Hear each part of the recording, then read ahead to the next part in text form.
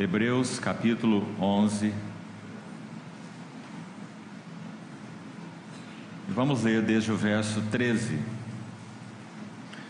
Todos estes morreram na fé, sem ter obtido as promessas, vendo-as, porém, de longe, e saudando-as, e confessando que eram estrangeiros e peregrinos sobre a terra.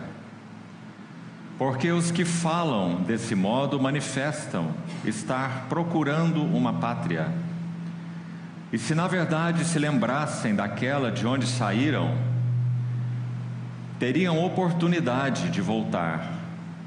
Mas agora aspiram a uma pátria superior, isto é, celestial. Por isso Deus não se envergonha deles, de ser chamado o seu Deus, porquanto lhes preparou uma cidade. Vamos orar. Querido Pai Celestial, confiamos uma vez mais essa manhã de comunhão nas Tuas mãos. Suplicamos que por Tua fidelidade e por amor ao Teu próprio nome, o Senhor se apraza em se revelar a nós. Colocamos Tua palavra aberta e lida nas Tuas mãos e suplicamos a assistência do Teu Santo Espírito para iluminar a Tua palavra e os olhos do nosso coração, para realmente podermos ver como o Senhor vê e termos as Tuas sementes, Tua verdade plantada dentro dos nossos corações. Socorre-nos, habilita-nos para que possamos ouvir, receber e guardar a Tua palavra.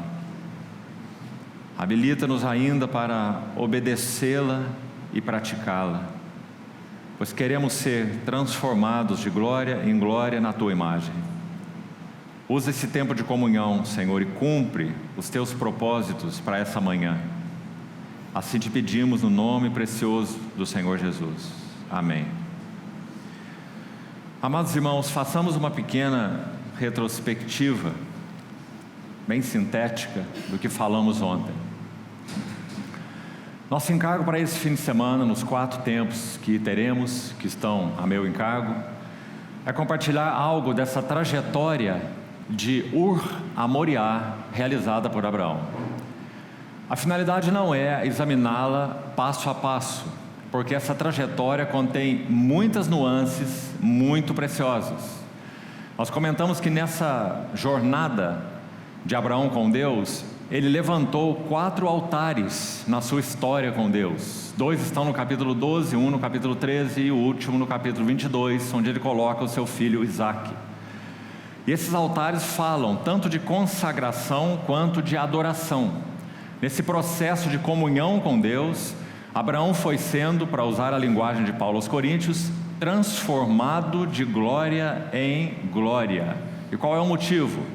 O motivo é que o Deus da glória se revelou a Abraão quando ele estava então em Ur, na Mesopotâmia. O objetivo, como falamos ontem também, não é estudarmos o trabalho estritamente pessoal do Senhor em nossas vidas. O objetivo é nós abarcarmos essas verdades de tal modo que vejamos o significado e o impacto do trabalhar de Deus em nós, que resulta em o testemunho do Senhor. Então dissemos que colocaríamos tudo isso debaixo de um título: de Ur a Moriá. A testemunha, então, é Abraão, e o testemunho do Senhor. A testemunha e o testemunho do Senhor. A palavra testemunha é aplicada melhor para a questão pessoal. Nós somos as suas testemunhas. Agora, o termo testemunho de Deus é melhor aplicado para o sentido coletivo ou corporativo. A igreja é o testemunho do Senhor.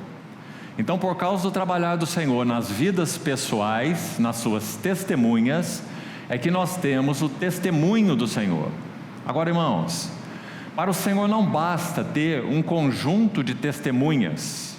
Um conjunto de testemunhas não compõe necessariamente o testemunho do Senhor.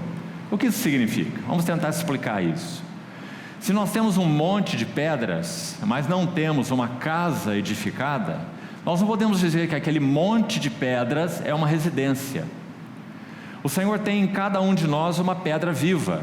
Pedro vai nos dizer isso claramente: vós também, como pedras que vivem, sois edificados uma casa espiritual. Então é claro que para que o Senhor tenha um testemunho, é necessário mais do que ter testemunhas. O que isso significa? Que essas testemunhas devem ser trabalhadas juntas, numa vida de comunhão relacional, de união, onde permitam que as arestas relacionais sejam podadas, tratadas, para que então as pedras vivas possam ser justapostas. Uma coisa, irmão, é você e eu andarmos com Deus. Outra coisa é você e eu andarmos com Deus e andarmos uns com os outros. E para que Deus obtenha o seu testemunho, é necessário que andemos uns com os outros.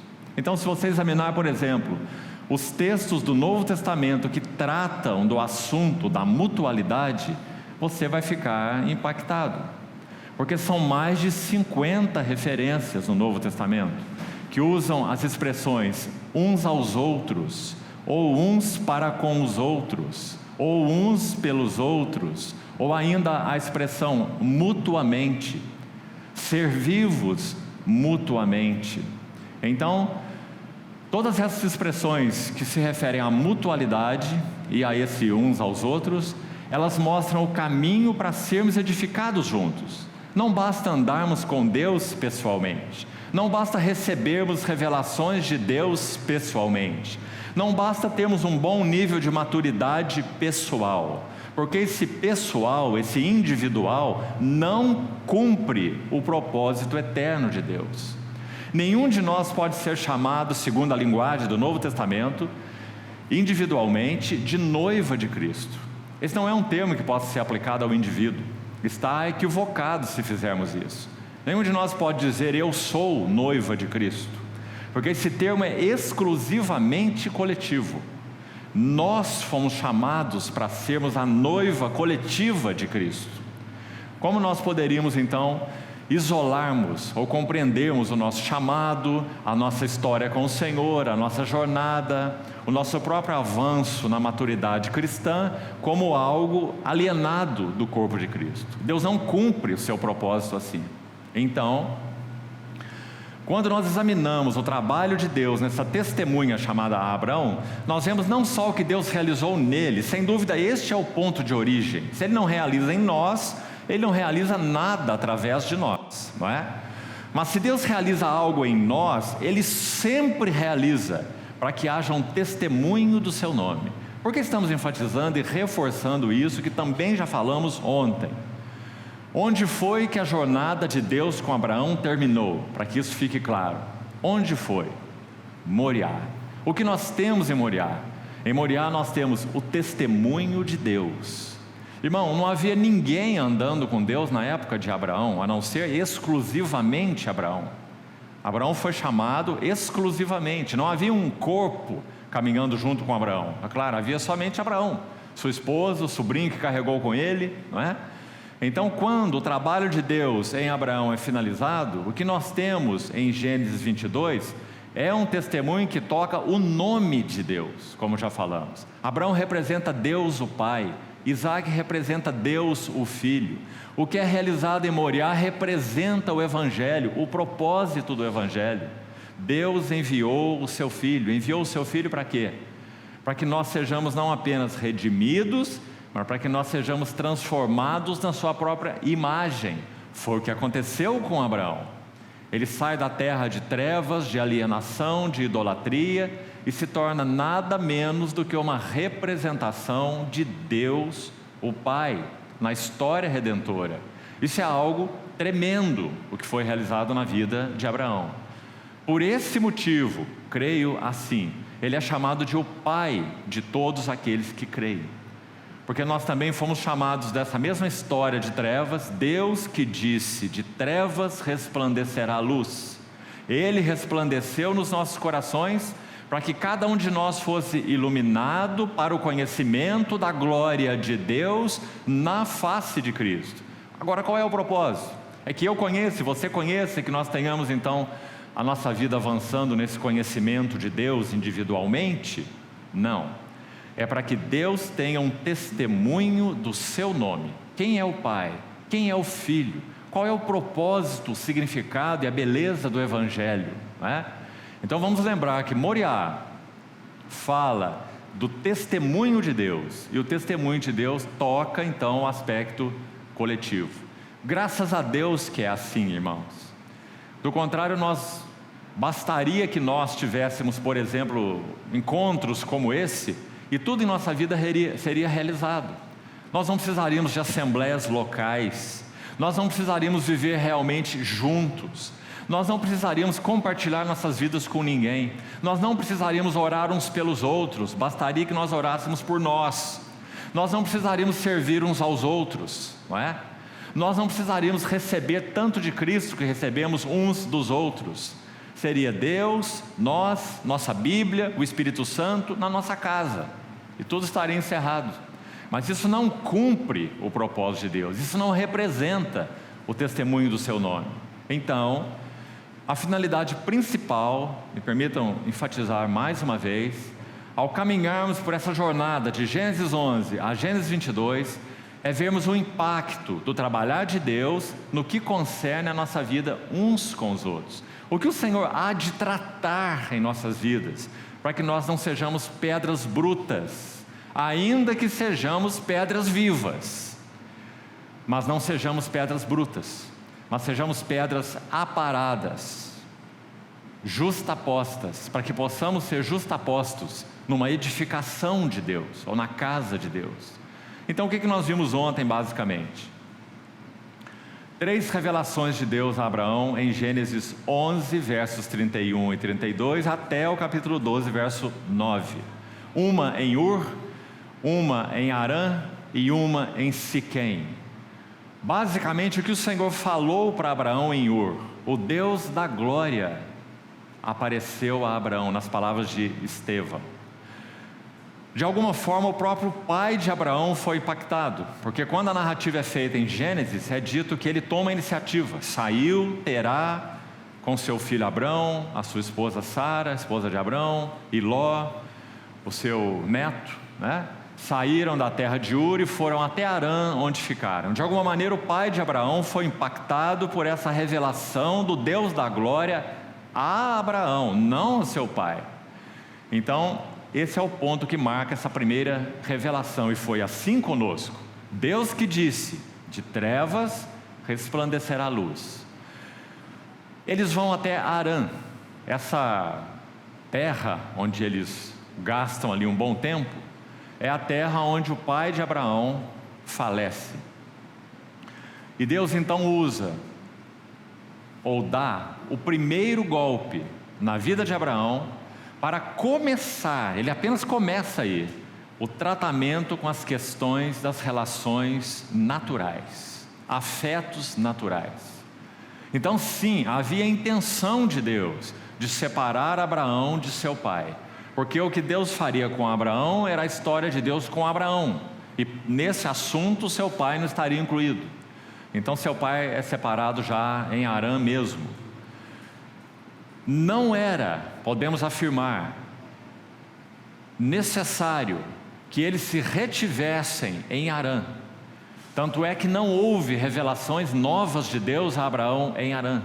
Quando você lê aquele pequeno registro, partiram de Ur e ficaram em Harã até que o pai de Abraão morresse. Isso é sugestivo, porque não houve uma visita de Deus a Abraão até que o seu pai morresse. Então digamos que em Harã não houve novas revelações de Deus, até que o seu pai morresse. Quando o seu pai morreu, então há o registro que nós já lemos. Então o Senhor se revela a Abraão segunda vez e diz: sai da tua terra, sai da tua parentela e sai da casa de teu pai, para a terra que eu te mostrarei. Então ele diz, e vem, não é? E vem para a terra que eu te mostrarei. Essa foi a revelação em Harã. O ponto importante aí, se na primeira, como nós vimos, é a revelação inicial, Deus da glória se mostra a Abraão em Ur. Em Harã, o propósito dessa visita é, sai e vai. Ou seja, o Senhor está deixando claro para Abraão que ele não daria um mapa para ele, para que indicasse qual era o caminho da terra, mas que ele deveria caminhar de altar em altar. É o que acontece aí logo em seguida no capítulo 12, quando ele edifica o primeiro altar. Ele devia caminhar de acordo com aquilo que ele recebesse da parte do Senhor. E o que ele recebeu aqui em Harã foi, sai da terra, da casa, da terra, da parentela e da casa de teu pai, e vai, sem mapa, sem direção traçada, vai para a terra que eu te mostrarei. Segunda revelação do Senhor a Abraão. Então Abraão entra na terra sem saber que estava na terra. Gênesis 12 vai dizer que então eles saem de Harã e vão e entram na terra de Canaã, e o texto registra, e lá chegaram. Então diz que Abraão entrou, fez uma jornada mesmo já dentro da terra e vai até Siquém, que significa os ombros de Deus. Esse é o significado de Siquém. Muito interessante também. Abraão nem mesmo sabia, mas não era necessário que ele soubesse. Ele estava nos ombros de Deus e seria por Deus conduzido, como foi assim desde Ur, né? Então há uma história ali também em Siquém. Abraão caminha de Siquém para Betel, edifica um altar em Betel. Esse é o primeiro altar de Abraão, edificado em Betel. Depois ele caminha um pouco mais e edifica um segundo altar entre Ai e Betel, também é sugestivo. Ai é uma figura do mundo. Toda vez que você se lembrar do mundo, lembre de Ai, nosso Ai em português, né? O que há no mundo para nós é um grande Ai. Então Abraão levantou um altar entre Ai e Betel, entre o mundo e a casa de Deus. Bet-el significa casa de Deus. Então você vê que de alguma forma Abraão está aí no meio do caminho, né? Porque a jornada dele com Deus está iniciando. Ali ele edifica o segundo altar. E então, aí nós concluímos. Quando a tragédia, repetindo o que dissemos ontem, quando a tragédia e o desvio na jornada do povo de Deus são evidentes, Deus intervém com mão soberana, porque Ele ama o seu próprio nome, Ele é fiel a si mesmo, seus propósitos são irrevogáveis, né? Então quando a tragédia é evidente, Deus intervém soberanamente, mas Ele não seguirá avante enquanto Ele não forjar para si um vaso que responda aos seus interesses, pensamentos e propósitos. Espero, queridos irmãos, que nós guardemos essa frase no nosso coração, oremos, meditemos sobre ela. Ele intervém sim, mas Ele não segue adiante, a não ser que Ele encontre vasos que compartilhem com Ele seus pensamentos, sentimentos e interesses. Até aqui nós fomos ontem. Isso é um imenso privilégio para nós, porque o Deus soberano poderia agir só, Ele é todo suficiente. O Deus soberano podia usar instrumentos angelicais, eles são servos perfeitos nesse sentido, eles cumprem a vontade do Senhor. Há um salmo que diz que dos seus ministros, dos seus anjos, anjos ou ministros, faz labaredas de fogo, ou seja, eles são para o serviço do seu Senhor. Mas Deus não determinou assim, nem trabalhar sozinho e nem trabalhar por meio de anjos no cumprimento do seu propósito. Sim, Ele usou anjos no período do Velho Testamento, né? Servos, ministradores enviados para serviço, como diz Hebreus, mas eles não têm nada a ver com os cumprimentos dos eternos propósitos de Deus. Deus chama homens e mulheres para que cooperem com Ele no cumprimento do seu eterno propósito. Agora, para que isso seja verdadeiro, o que é necessário? Que os vasos sejam forjados. Se o Senhor não encontrar lugar em nós para que a forja do Espírito Santo seja realizada, irmãos, nós somos filhos, isso é um fato, mas nós não seremos servos. Ou se quisermos nos chamar de servos, nós seremos servos inúteis, porque o trabalhar de Deus não avançou em nossas vidas pessoais. Que o Senhor nos livre da ideia de que vida cristã é um playground. Que o Senhor nos guarde disso. Nós fomos colocados, amados irmãos, na escola de Cristo, para que nós sejamos realmente forjados como filhos vasos, úteis. Aquele que a si mesmo se purificar destes erros, será utensílio útil ao seu possuidor. Paulo escreveu assim para Timóteo, estando preparado para toda boa obra. Nós somos vasos úteis, nós somos preparados para o que a Bíblia chama de obra de Deus, ou aquilo que o Senhor quer realizar segundo o seu coração. Então nós estamos examinando um pouco dessa história para aprendermos princípios cruciais, para aprendermos verdades centrais, essenciais, de como Deus forja vasos. Ele não apenas forja vasos, como Deus forjou o Pai da fé, o Pai de todos aqueles que creem. E forjou para quê? Enfatizando novamente, para que o seu testemunho fosse evidente na vida de Abraão. Assim é conosco. Quando Paulo escreve aos Coríntios, gostaria ainda de enfatizar isso, ouça com atenção. Segunda epístola de Paulo aos Coríntios, capítulo 1. Sabe o que ele vai dizer ali? Ele vai dizer que todas as aflições que nós cristãos passamos, e que todas as consolações que nós cristãos experimentamos, não são destinadas exclusivamente a nós mesmos. Então ele vai citar o exemplo dele, falar no pessoal. Ele vai dizer, toda a nossa tribulação é para o vosso consolo. E ele vai dizer, toda a nossa consolação é também para o vosso consolo. Compreendeu, irmão? Nós somos tão exclusivistas e até egoístas. Achamos que o trabalhar de Deus em nós é por nós, é porque Ele quer em nós uma pérola preciosa no seu reino, né? E deixamos de ver que tudo, na verdade, que o Senhor faz em nós para trabalhar Cristo dentro de nós, não tem finalidade exclusivamente pessoal. É claro que é a maior bênção que nós pessoalmente podemos receber, Cristo formado em nós. Mas o propósito de Deus não se cumpre aí. Tudo que Ele realiza em nós, Ele realiza em nós para que através de nós possa ser bênção para o corpo de Cristo, onde Ele tem seus olhos, seus interesses. Então pense de novo, irmão, sobre os teus sofrimentos. Os teus sofrimentos são para consolação do corpo de Cristo. E as tuas consolações também são para consolação de todo o corpo de Cristo. Então Paulo diz, se somos atribulados, é para o vosso consolo e salvação.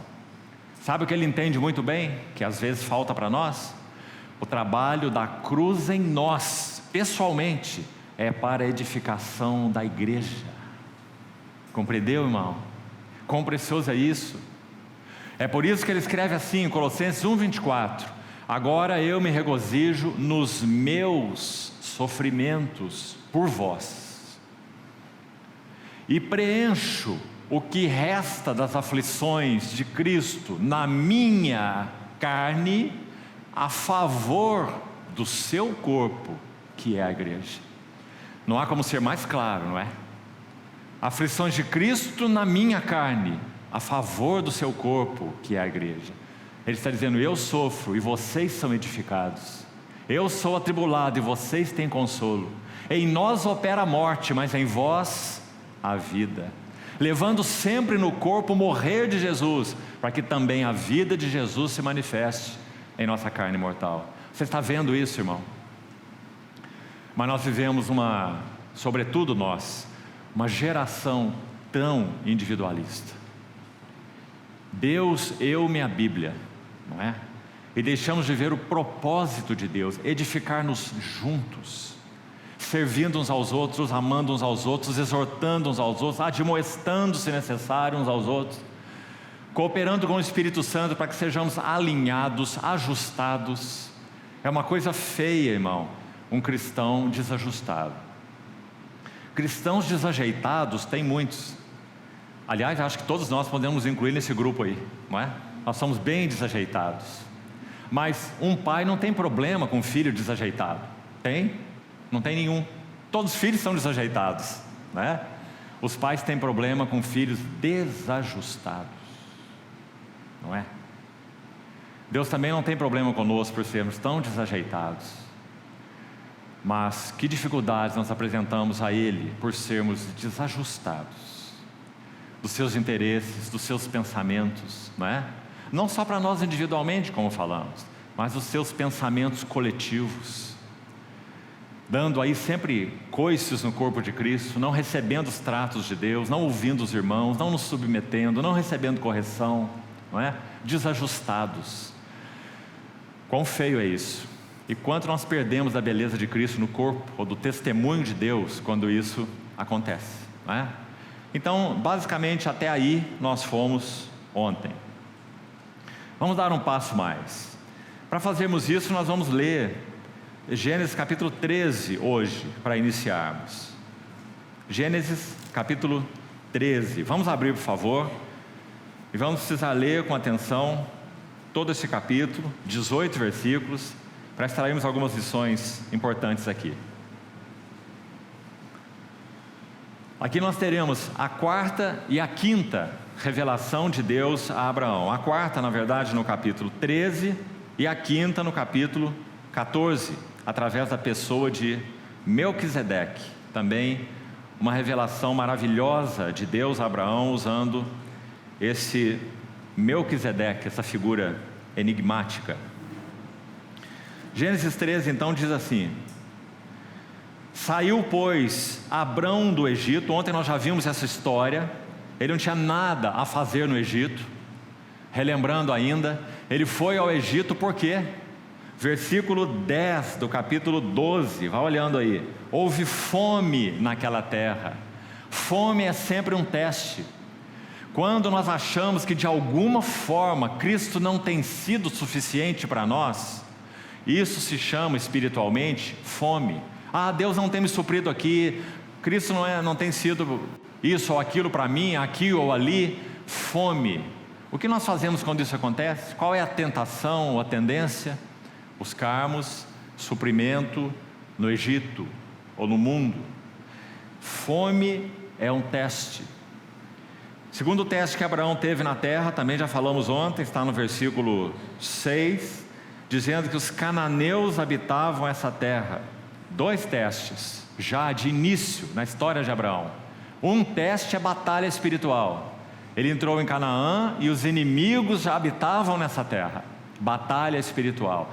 A jornada com o Senhor deu os primeiros passos e a batalha espiritual já começou contra os cananeus, o mundo, a carne, o ego, o diabo e etc.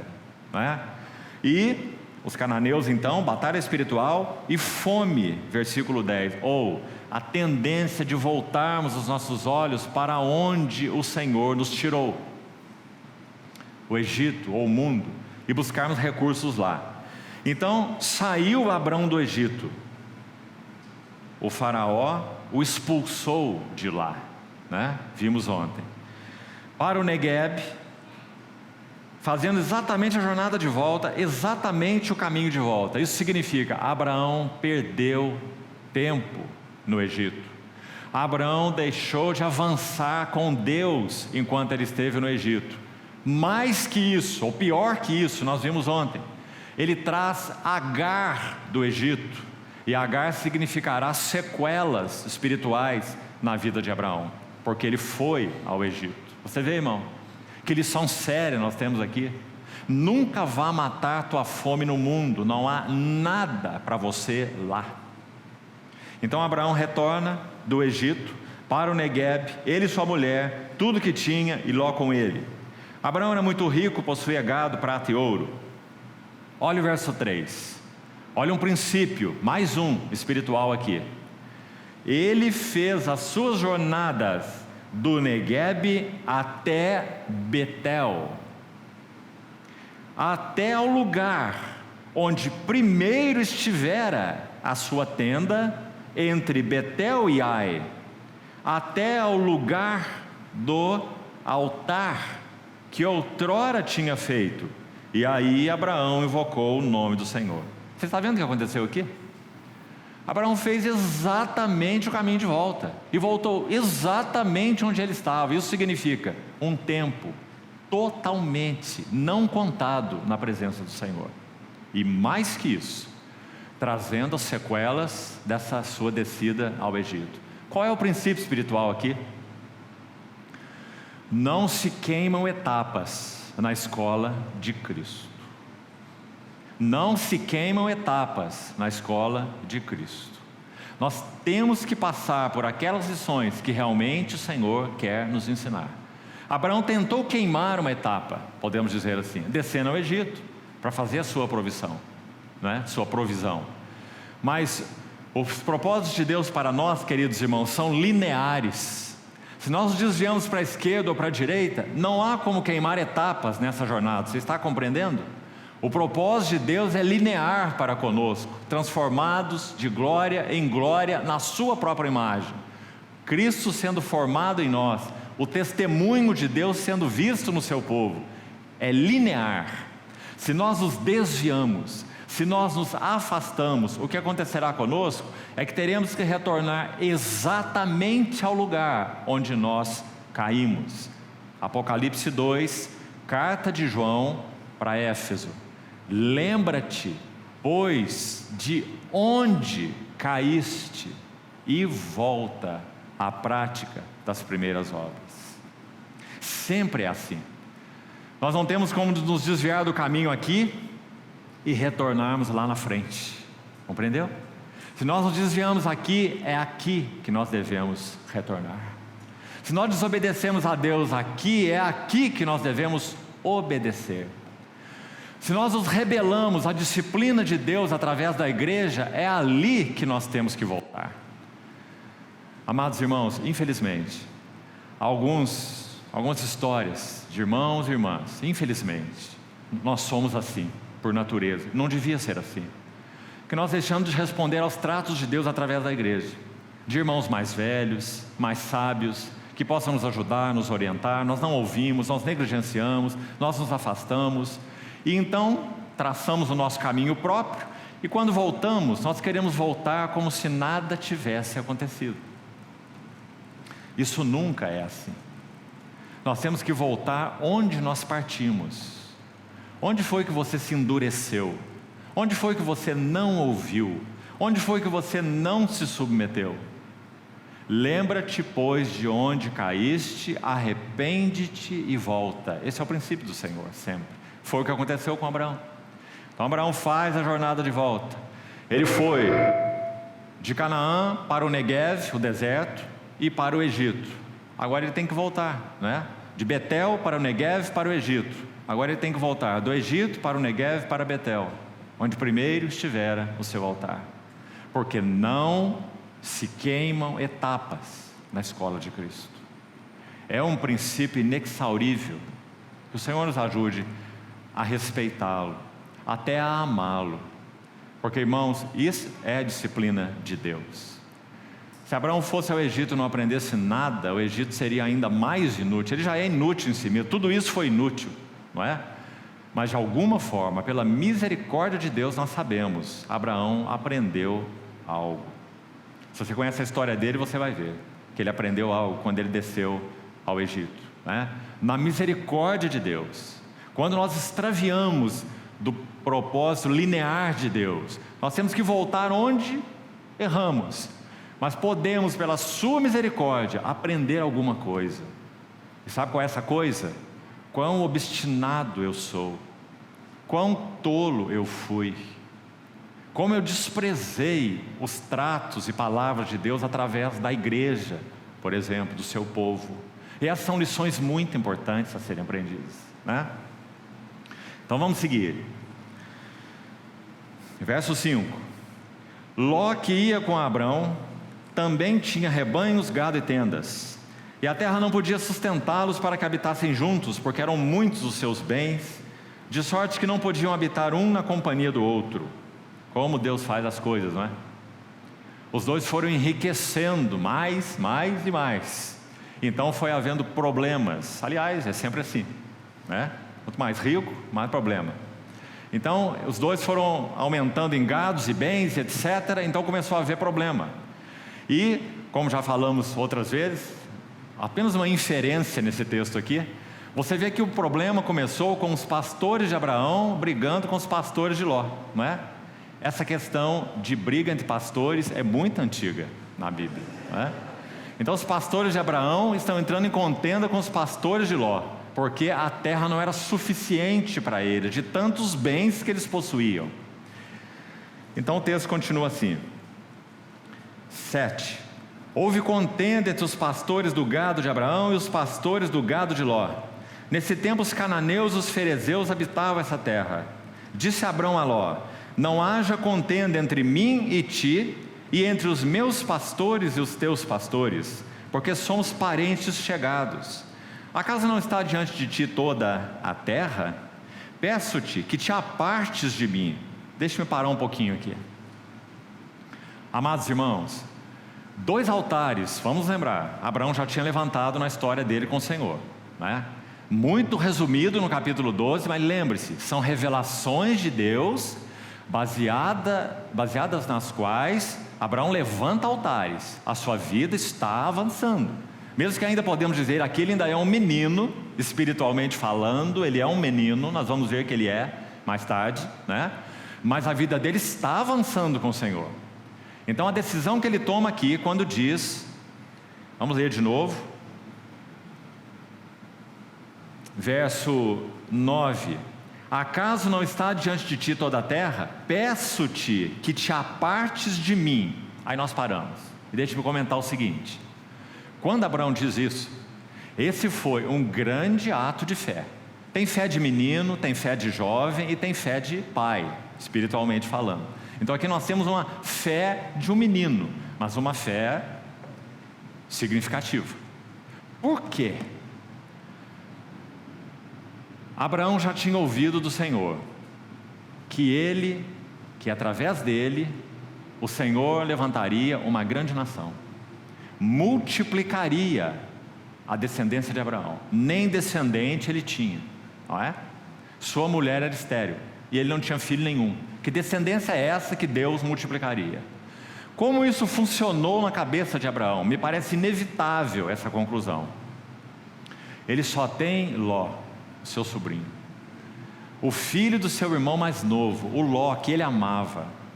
A expectativa de Abraão, me parece, sem dúvida, é que Deus levantaria a descendência prometida através de Ló. Era o único que ele tinha, o seu sobrinho. Então quando ele diz para Ló, peço-te que apartes de mim, algo tremendo está acontecendo. Se Ló iria se apartar de Abraão, como Deus iria cumprir a promessa que ele fez para Abraão? Em ti serão benditas todas as famílias da terra. Como? Se Ló iria se apartar dele. Por isso, nós vamos adiantar o que é o tema da noite, Gênesis 15. Abraão está deprimido dentro da sua tenda. É uma revelação a mais de Deus a ele, maravilhosa no capítulo 15. Ele está deprimido dentro da sua tenda. E o Senhor faz com ele o que ele também faz conosco quando nós estamos deprimidos. Ele diz, sai, uma redundância de palavras, né? Sai para fora. Sai para fora e olha para os céus. Ele está dizendo, você está olhando para o lugar errado. Você está olhando para a sua incapacidade de gerar filhos e para a sua mulher estéril.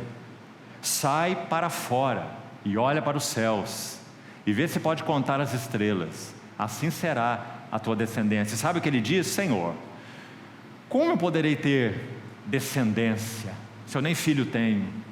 E o herdeiro da minha casa é o meu servo Damasceno, Eliezer. Lembra de Abraão dizer isso para o Senhor? Porque agora ele já perdeu Ló. A sua expectativa era o Ló, mas ele chegou à conclusão que Ló tinha que se separar dele. Ou seja, Abraão agora está sem nada. e agora ele terá tudo da parte de Deus. Então, esse foi um ato de fé de Abraão, quando ele diz a Ló: peço-te que te apartes de mim. Verso 9, sigamos aí. Se fores para a esquerda, irei para a direita. Se fores para a direita, irei para a esquerda. Separar-se de Ló era separar-se da única esperança de cumprimento da promessa de Deus, a promessa de uma herança. Levantou Ló os olhos e viu toda a campina do Jordão. Antes de continuar com esse versículo 10, queria mostrar para os irmãos um contraste muito bonito para a nossa meditação. Olha esse verso de novo, 10. Ló levanta os olhos e vê toda a campina do Jordão. Agora olha o verso 14. Disse o Senhor a Abrão, aqui Ló já se separou dele. O que o Senhor diz a Abrão? Depois que Ló se separou dele: ergue, levanta os teus olhos. Você viu o contraste? Ló levantou seus olhos e fez uma escolha. Depois que Ló levantou seus olhos e fez uma escolha, já vamos ver como foi, Deus diz a Abraão: agora você levante os teus olhos e olha a terra onde estás. Quando Ló levantou os seus olhos, volta ao versículo 10, e viu toda a campina do Jordão, que era toda bem regada, antes de haver o Senhor destruído Sodoma e Gomorra, claro, não é? Depois não havia nada, senão um mar de sal, né? Como o jardim do Senhor, como a terra do Egito, como quem vai para Zoar. Então Ló escolheu para si toda a campina do Jordão e partiu para o Oriente. Separaram-se um do outro.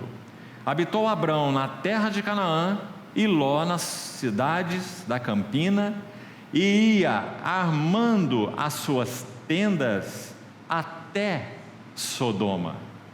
Ora, os homens de Sodoma eram maus e grandes pecadores contra o Senhor. Ser pecador já é um assunto sério, ser um grande pecador é o que tem a ver com Sodoma, não é? E você sabe qual é a história de Sodoma e por que Deus julgou Sodoma. Agora, irmãos, o que nós temos aí em termos de princípios espirituais?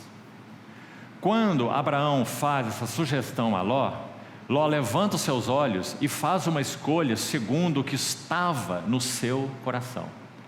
Quando essa briga de pastores acontece aí, eles entendem que devem se separar, o coração de ambos é exposto. Nós vamos conhecer o que está no coração de Abraão e vamos conhecer o que está no coração de Ló. Você está vendo no texto?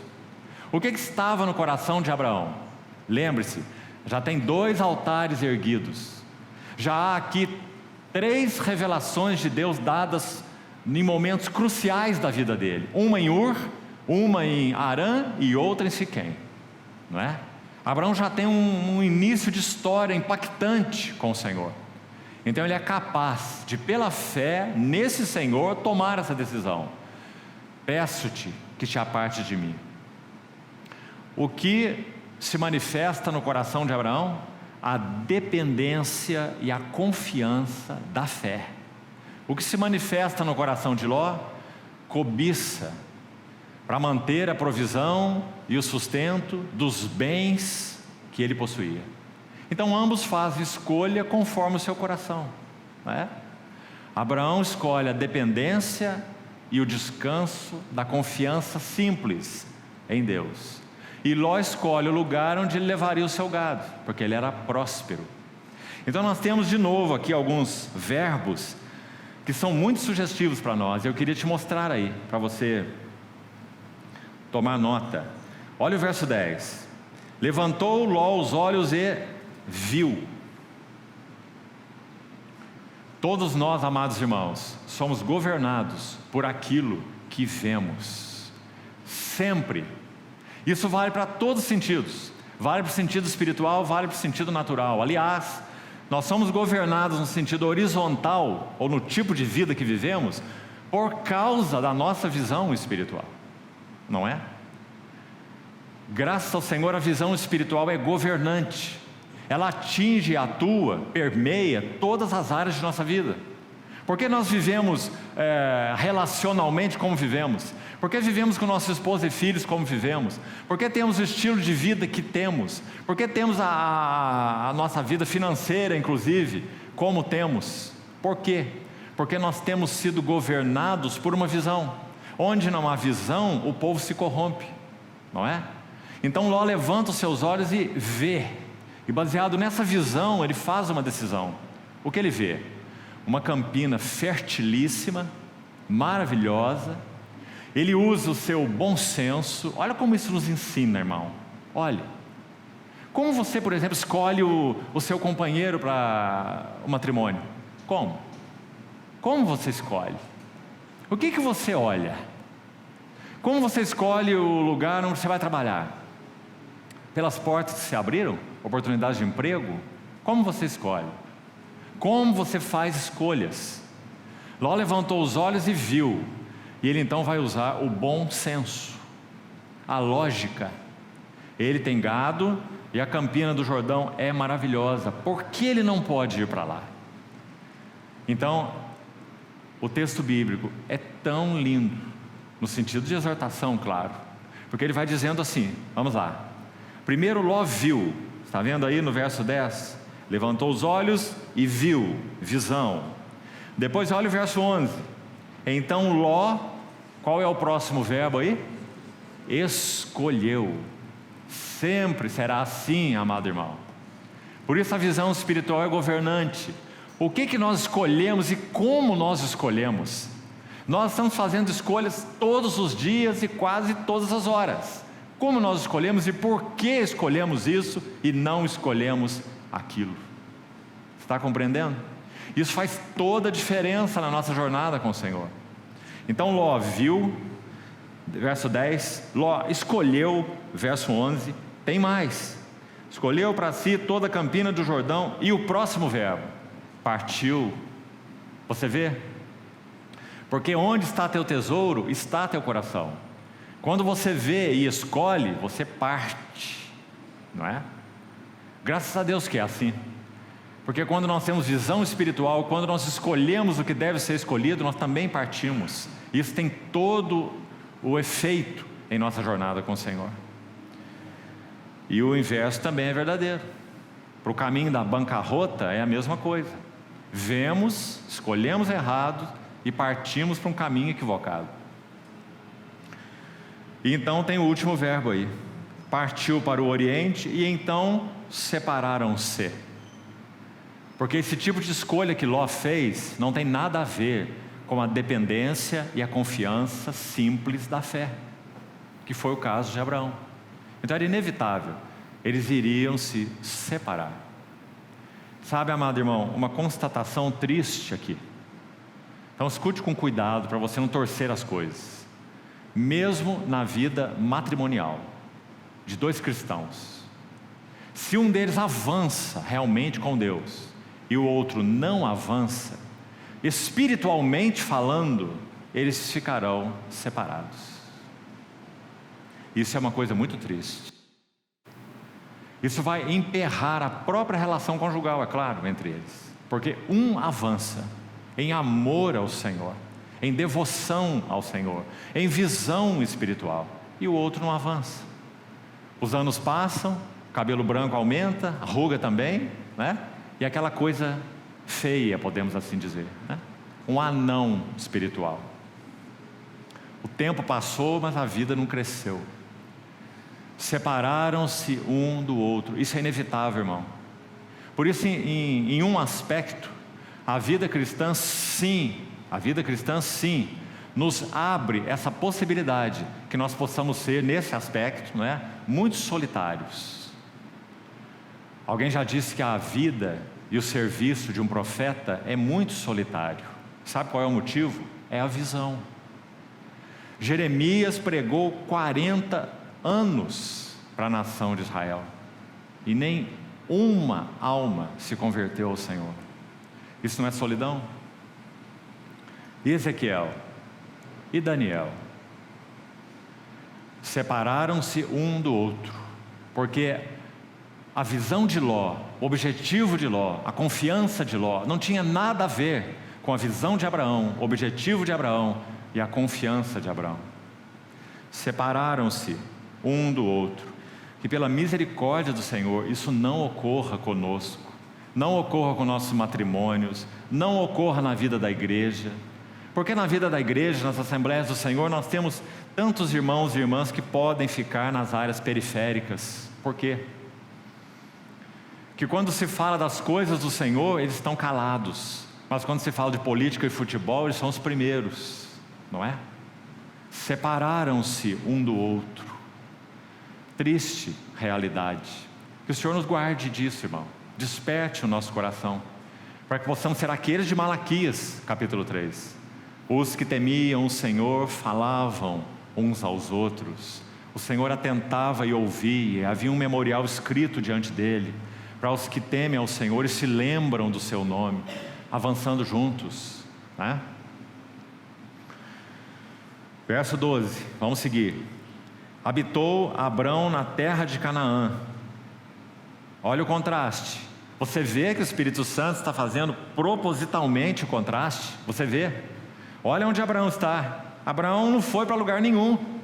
Ele ficou no lugar da dependência da fé, da confiança da fé, não é? De altar em altar. Então Abraão permaneceu onde ele estava. Ele permaneceu na terra de Canaã. E Ló nas cidades da campina. E armando suas tendas. Acho tão interessante essa referência aqui, essa frase. Armando suas tendas até Sodoma. Porque tenda era uma característica daqueles que andavam com Deus.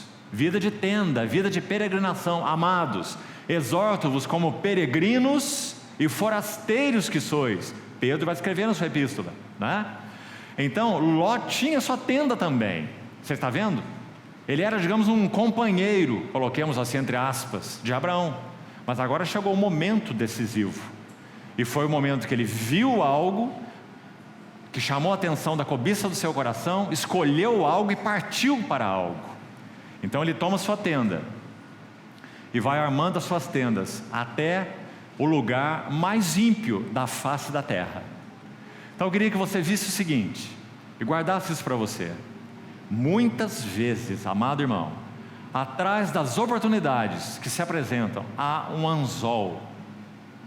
O peixe só come aquela isca saborosa porque ele não sabe o que tem dentro da isca, não é? Por trás das campinas do Jordão, essa isca saborosa, coloco o meu gado ali e eu vou ter gado gordo, cheio de leite, prosperidade, não é? E por trás dessa campina, um anzol, Sodoma, e é lá que Ló vai morar, e que os anjos têm que tirá-lo à força de Sodoma, porque ele não quer sair. Essa é a história do capítulo 19. Ele não quer sair do lugar onde o Senhor derramaria fogo e enxofre. Embora ele estivesse lá com a sua alma aflita, Pedro vai nos dizer que foi assim. Ló não estava ali como um cidadão deleitando-se em Sodoma, não era assim. Pedro diz que a sua alma era afligida pelo comportamento daqueles sodomitas, insubordinados, como Pedro diz, mas ele estava lá. E não só estava lá, ele estava sentado na porta da cidade. Significa que ele assumiu até mesmo uma posição judicial na cidade. Ló não teria que ter nada a ver com isso. Foi pego pelo anzol da prosperidade, as campinas do Jordão. E então, depois que isso acontece, vamos seguir no verso 14, e agora nós chegamos na revelação de Deus a Abraão, a quarta. Disse o Senhor a Abrão, depois que Ló se separou dele. É muito interessante que a palavra Ló, na língua hebraica, significa um véu. Muito interessante. Enquanto Abraão estava com Ló, havia como que um véu nos olhos de Abraão. Mas a hora que esse véu é retirado, então Abraão pode ver a terra onde ele estava. Então é dito assim: Ló se separou dele, então. Aí Deus disse, já comentamos, ergue os olhos. Que bonito, não é? Ló, faça o contraste de novo. Ló tomou a iniciativa de levantar os seus próprios, ele não perguntou nada ao Senhor. Ele tomou a iniciativa de levantar os seus olhos e dizer: vou fazer a minha escolha, onde é melhor eu ir, onde eu devo ir, e fez a sua escolha própria. Ele levanta os olhos, não é? E vai. E Abraão? Abraão não levanta os olhos para lado nenhum, não é?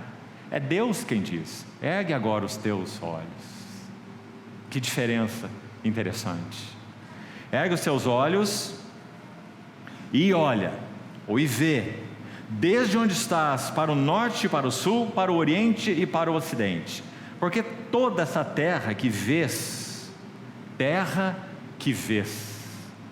a terra que vês é Canaã, é figura das riquezas insondáveis de Cristo. A tipologia bíblica é tão linda, irmão. Então, na tipologia, foi isso que Abraão viu, Canaã, que tipificava Cristo, a herança de Deus, né? Eu te darei a ti e a tua descendência para sempre. Farei a tua descendência como o pó da terra. Por que o Senhor está falando de descendência de novo? Porque Ló foi embora. E naturalmente falando, como nós dissemos, a única esperança de levantar descendência para Abraão, segundo a promessa que Deus já havia feito, era Ló. Mas agora Ló se aparta, nenhuma esperança mais havia. Então o Senhor renova a promessa, dizendo: a tua descendência será como o pó da terra. De maneira que se alguém puder contar o pó da terra, então se contará também a tua descendência. Levanta-te, percorre essa terra, no seu comprimento e na sua largura, porque eu te darei. Será que esse versículo aqui te lembrou de algum versículo do Novo Testamento? Será? Deixa-me ajudar você. Será que te lembrou de Efésios capítulo 3? Arraigados junto com todos os santos, arraigados e alicerçados em amor, possamos compreender o comprimento e a largura, a altura e a profundidade, e conhecer o amor de Cristo, que excede todo entendimento. Então, quando o Senhor diz para Abraão: levanta os seus olhos, percorre essa terra, para o norte, para o sul, para o leste, para o oeste, percorre essa terra no comprimento, na largura, eu te darei. Nós estamos aí com mais uma tipologia maravilhosa. Canaã é sim uma figura da plenitude de Cristo, e Abraão está sendo chamado agora para percorrer essa terra. Vamos usar as palavras agora de Paulo aos Filipenses capítulo 3, quando ele diz assim, que a ambição dele era conhecer a Cristo, para o conhecer, e o poder da sua ressurreição e a comunhão dos seus sofrimentos. Prossigo para o alvo. Levanta-te, percorre essa terra no seu comprimento e na sua largura, porque eu te darei. E essa revelação de Deus, a quarta, então, a Abraão conclui assim, verso 18: e Abraão, mudando as suas tendas, o peregrino, foi habitar. Ló foi habitar onde que nós vimos lá em cima? Sodoma. E Abraão foi habitar nos carvalhais de Manre, no hebraico, força, poder. Olha que interessante. Que estão junto a Hebron, no hebraico, comunhão, união. Irmãos, por causa da dependência e confiança simples da fé, o que Abraão ganhou diante do Senhor? Qual foi o lugar que ele habitou?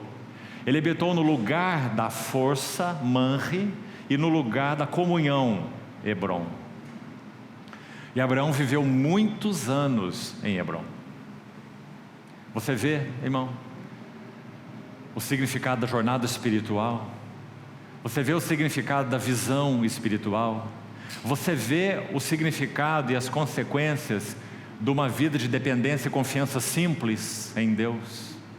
Nós só podemos encontrar Manre e Hebron na dependência e na confiança simples em Deus.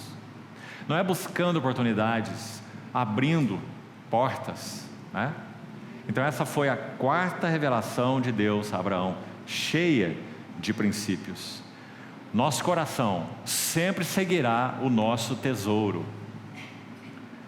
O coração de Abraão seguiu o tesouro dele, e o tesouro dele era aquele que lá em Ur já havia se revelado a ele, o Deus da glória. É aquele para quem Abraão já havia levantado 2 altares.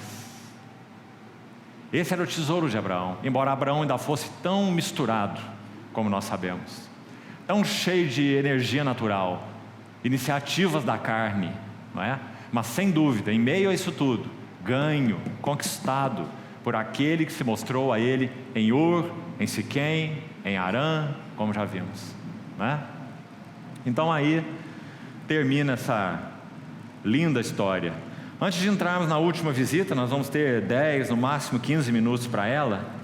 Queria mostrar um texto para os irmãos que ilustra um lindo salmo. Abra, por favor. Que ilustra essa atitude de confiança e dependência simples de Abraão em Deus. Salmo 62. Salmo 62. Os versos 1 e 2 e 5 e 6.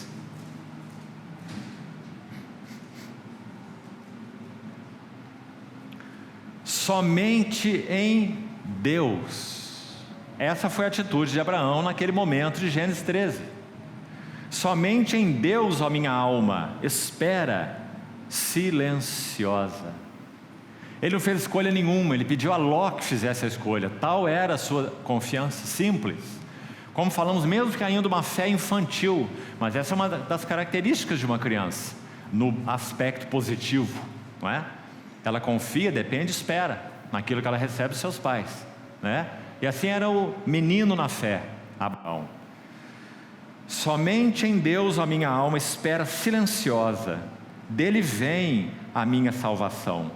Só ele é minha rocha e minha salvação, o meu alto refúgio, não serei muito abalado. Verso 5. Somente em Deus a minha alma espera silenciosa, porque dele vem a minha esperança.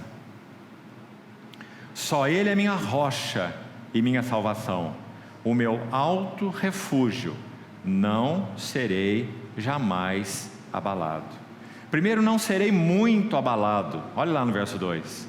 Mas no verso 6, quando a oração segue, quando a adoração segue, então ele diz: não serei muito abalado. Ele diz: não serei jamais abalado. Essa foi a confiança simples de Abraão, em Gênesis 13. Agora, nos minutinhos que temos finais, vamos para Gênesis 14 e vamos diretamente ao texto onde nós temos a 5ª revelação do Senhor a Abraão na pessoa de Melquisedeque. E vamos recolher alguns princípios aqui. Vamos ler então o verso 18 até o 24, final do capítulo 14 de Gênesis. Abra, por favor. Melquisedeque, rei de Salém, trouxe pão e vinho. Era sacerdote do Deus Altíssimo. Abençoou ele a Abrão e disse: bendito seja Abrão pelo Deus Altíssimo, que possui os céus e a terra. E bendito seja o Deus Altíssimo, que entregou os teus adversários nas tuas mãos. E de tudo lhe deu a Abrão o dízimo. Então disse o rei de Sodoma a Abrão: dá-me as pessoas, e os bens ficarão contigo. Mas Abrão lhe respondeu: levanto minha mão ao Senhor, o Deus Altíssimo. Observe que Abraão repete o que ele acabou de ouvir: o Deus Altíssimo. Nunca antes Abraão usou essa expressão com relação a Deus. Ele aprendeu isso aqui da boca de Melquisedeque. Nós vamos ver o significado. Então ele diz: levanta minha mão ao Senhor, o Deus Altíssimo, que possui os céus e a terra, e juro que nada tomarei de tudo que te pertence, nem um fio, nem uma correia de sandália, para que não digas: eu enriqueci a Abrão. Nada quero para mim, senão o que os rapazes comeram. Porque eles saíram para a batalha, nós já vamos comentar isso. Ele saiu com seus companheiros lá de Manre, onde ele morava, Manre junto a Hebron, que vimos, né? E aquele território não era dele. Abraão não possuía um palmo de terra enquanto ele viveu, né? A sua descendência foi dada à terra, não a ele, nem a Isaac, nem a Jacó, não é? mas sim a descendência de Jacó, que finalmente, lá através de Josué, herdou a terra, né? Então, ele disse: não quero nada para mim, senão o que os rapazes comeram, e a parte que toca aos homens, Aner, Escol e Manre. Está vendo o Manre aí? O Manre é o dono daquela terra onde Abraão morou, né? Que nós lemos no final do capítulo 13. Eles foram comigo nessa batalha, e que tomem eles o seu quinhão. Então o que aconteceu? Bem rápido para resumirmos. Você sabe que 4 reis batalham contra 5. O cabeça desses 4 aí se chama Quedorlaomer, um rei poderoso. Ele combate o outro grupo e vence. Vence os reis de Sodoma, de Gomorra, de Zoar, Adimá e Zeboim, parece. As 5 cidades que foram derrotadas. E esse Quedorlaomer, vitorioso, numa batalha tremenda, 4 reis contra 5. Você pode imaginar isso? 4 de um lado, 5 do outro, todos reis. Então ele sai vitorioso, e Abraão, apenas com 318 homens, Abraão entende de alguma forma diante do Senhor que ele deve ir lá resgatar o seu sobrinho, que havia se separado dele. Então ele empreende uma batalha contra esse rei vitorioso, vence o rei vitorioso, né? Aí você diz: nossa, mas esse exército de Abraão deve ser uma coisa espetacular, né? Mas veja o que ele ouviu de Melquisedeque. Você prestou atenção no texto que lemos? Bendito seja o Deus Altíssimo, que entregou nas tuas mãos os teus adversários, né? Aí está a vitória de Abraão, com 318 homens apenas, mais ou menos como Gideão e os seus 300, né? Então Abraão vence o rei vitorioso, e Melquisedeque vai se apresentar a ele. Irmão, que passagem maravilhosa, que trabalho de Deus nesse pai da fé, e que história essa é para nós. Vamos ver alguns detalhes aqui. Número 1, vamos lá, um contraste.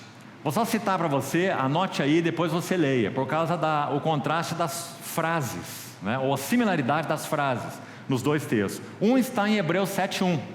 Hebreus 7 é o capítulo sobre Melquisedeque, Hebreus 7, que explica o significado do sacerdócio de Melquisedeque, dizendo que Cristo é um eterno sacerdote segundo a ordem de Melquisedeque, não segundo a ordem de Arão ou de Levi.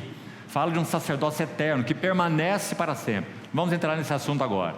Mas então, quando Hebreus 7 inicia, o primeiro versículo diz assim: este Melquisedeque, rei de Salém, rei de justiça, rei de paz, saiu ao encontro de Abraão. Essa frase que eu queria que você guardasse. Melquisedeque sai ao encontro de Abraão. Agora, a outra frase similar a essa que eu queria que você visse, está aqui em Gênesis 14, veja por favor, verso 17, olha aí.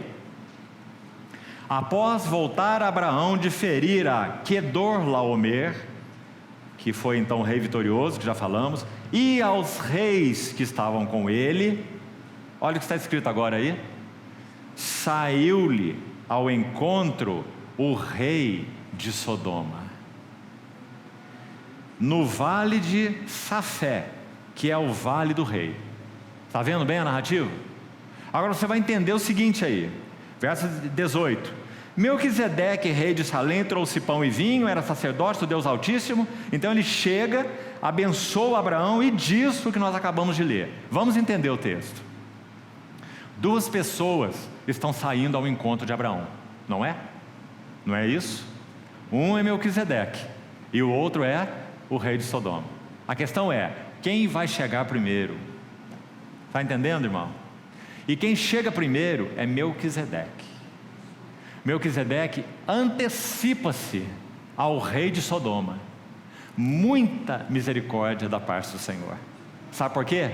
Porque o rei de Sodoma também virá ao encontro de Abraão. Afinal de contas, Abraão venceu a Quedorlaomer e libertou o rei de Sodoma e também o rei de Gomorra e os outros. Ele venceu a batalha, não é? E Abraão os deixou seguir cada um seu caminho. Então esse rei de Sodoma viria agradecer a Abraão, mas não só agradecer. Ele iria dizer a Abraão: toma tudo o que você conquistou, você tem direito, os bens todos ficarão contigo. Você viu a tentação? Abraão iria receber a proposta de ficar com os bens de Sodoma. Antes que essa proposta do rei de Sodoma acontecesse, Melquisedeque se antecipa. Agora, irmão, uma pergunta: quantas vezes na nossa história com o Senhor se antecipou antes que propostas fossem feitas a nós? Quantas vezes? Quem sabe muitas vezes. E como nós fomos guardados? Propostas imorais, algumas delas podemos pensar, não é? Propostas sensuais, propostas financeiras, propostas relacionais, muitas propostas. Mas Melquisedeque se antecipou e nos fortaleceu e nos abençoou e garantiu-nos a sua provisão, dizendo: não recorra a isso, não cave para você cisternas rotas que não retêm as águas. Então nós vamos ver 3 coisas que Melquisedeque fez com Abraão. São lindas, falam muito na nossa história com Deus, porque ele continua o mesmo. Quem está sentado no trono hoje é o nosso Melquisedeque celestial. Porque você não tem como chegar a uma conclusão, a não ser que esse Melquisedeque era uma teofania, ou uma cristofania. São revelações do Senhor Jesus Cristo, antes da encarnação.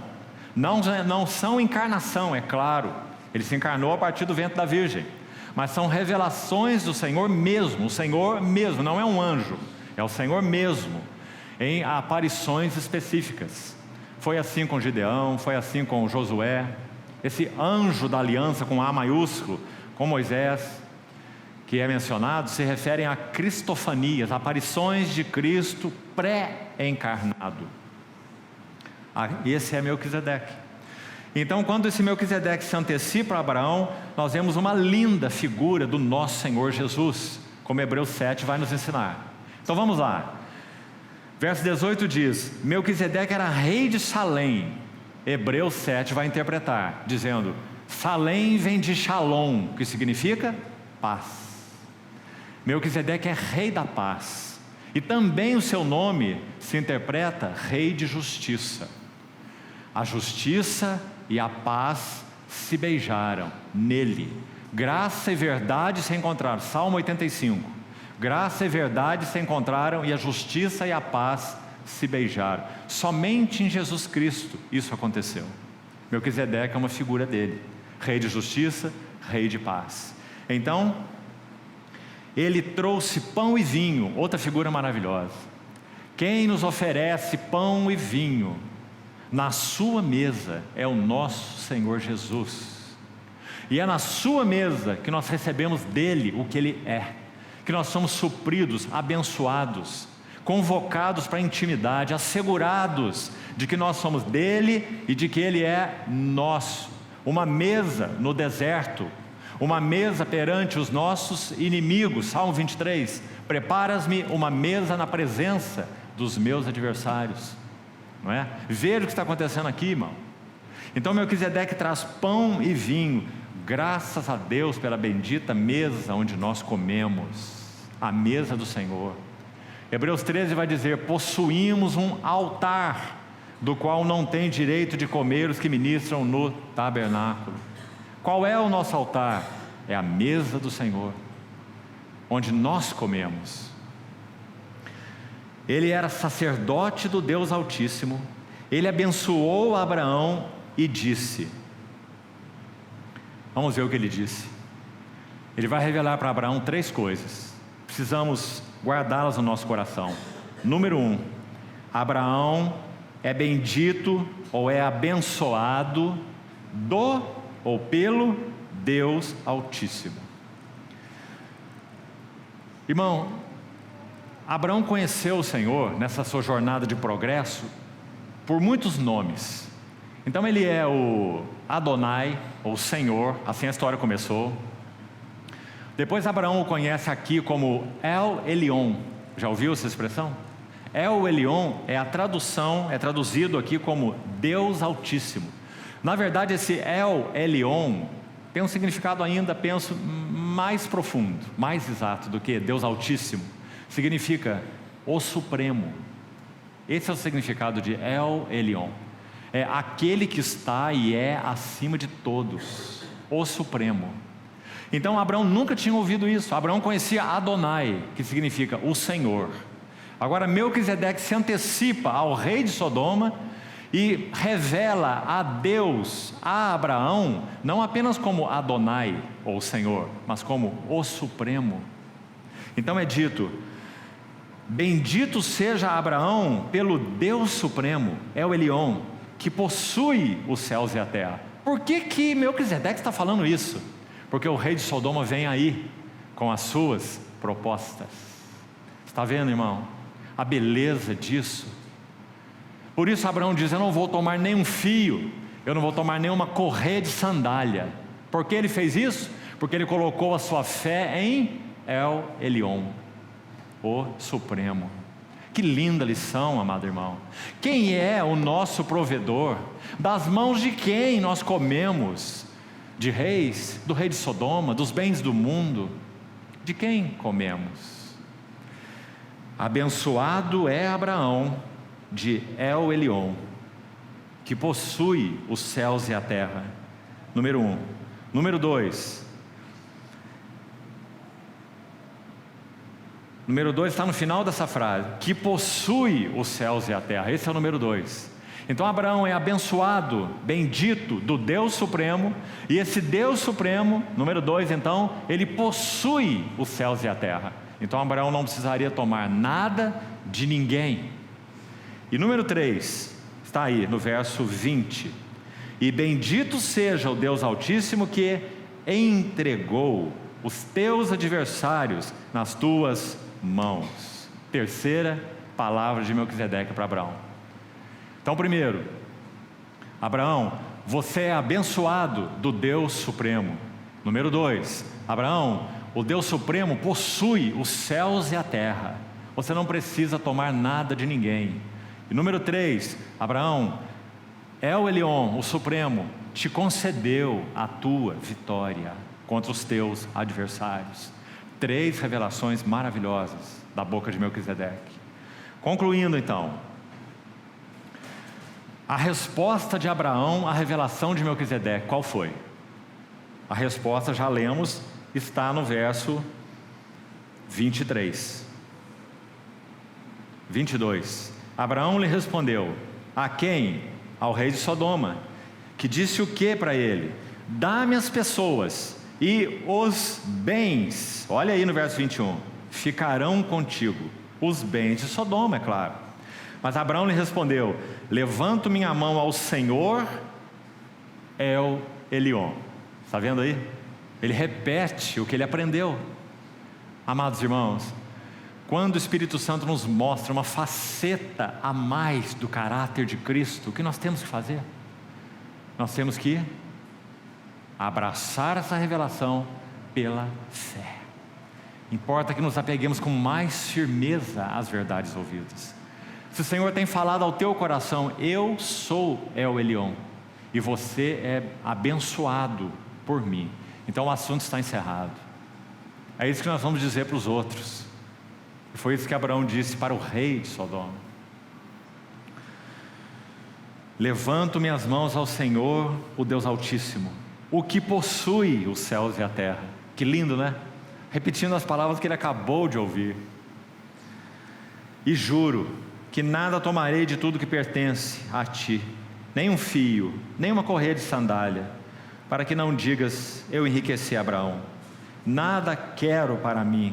Outra frase muito preciosa: senão o que os rapazes comeram, e o que toca aos homens, Aner, Escol e Manre, eles que levem o seu quinhão. Concluímos então aqui. Deixa eu resumir para os irmãos, vou citar para você que gosta de anotar para a sua meditação. A fé de Abraão aqui demonstra, no final dessa passagem, demonstra 3 coisas. Veja que ainda é uma fé de menino, como nós falamos, ele tem muito a crescer ainda no Senhor. Há várias revelações a serem dadas ainda a Abraão. Mas aqui 3 coisas a fé de Abraão já demonstrou. Veja só, a primeira coisa, uma fé que purifica o coração. Porque Abraão se manteve isento dos bens de Sodoma, dos sodomitas. Então, a fé que purifica o coração. Irmão amado, nosso coração não é purificado com nada, a não ser com uma vida de fé no nosso Senhor. A fé purifica o coração, porque fé é dependência, porque fé é confiança, simples, não importa a circunstância. A fé purifica o coração, por isso o justo viverá da fé. Número 2, até aqui. A fé, aqui é um princípio de Gálatas, muito lindo. Gálatas capítulo 5, versículo 6. A fé atua pelo amor. Paulo vai dizer, a circuncisão não é nada, e nem a incircuncisão, mas a fé que atua pelo amor. Porque Abraão foi combater em favor do seu sobrinho Ló, que quis se separar dele, e seguiu o seu caminho que ele escolheu. Abraão não poderia dizer, ele que arque agora com as consequências. Quem sabe é uma disciplina de Deus sobre a vida dele, não é? Porque Abraão teve o encargo de ir combater por Ló? Porque a fé atua pelo amor. Quando nós amamos uns aos outros, isso é fé em ação. Por isso João vai dizer que aquele que não ama seu irmão a quem vê, não pode dizer que ele ama a Deus a quem não vê. Ele é um mentiroso. Porque a fé atua pelo amor. O amor é a expressão da fé. E foi assim com Abraão. Entendeu? Então está um segundo detalhe importante, irmão. E terceiro, de novo, a fé vence o mundo. Abraão pôde dizer não para o rei de Sodoma e os seus bens, porque a fé vence o mundo. Esta é a vitória que vence o mundo, a nossa fé. 1 João capítulo 5. Fé purifica o coração, fé atua pelo amor, e fé vence o mundo. Você já pensou sobre isso?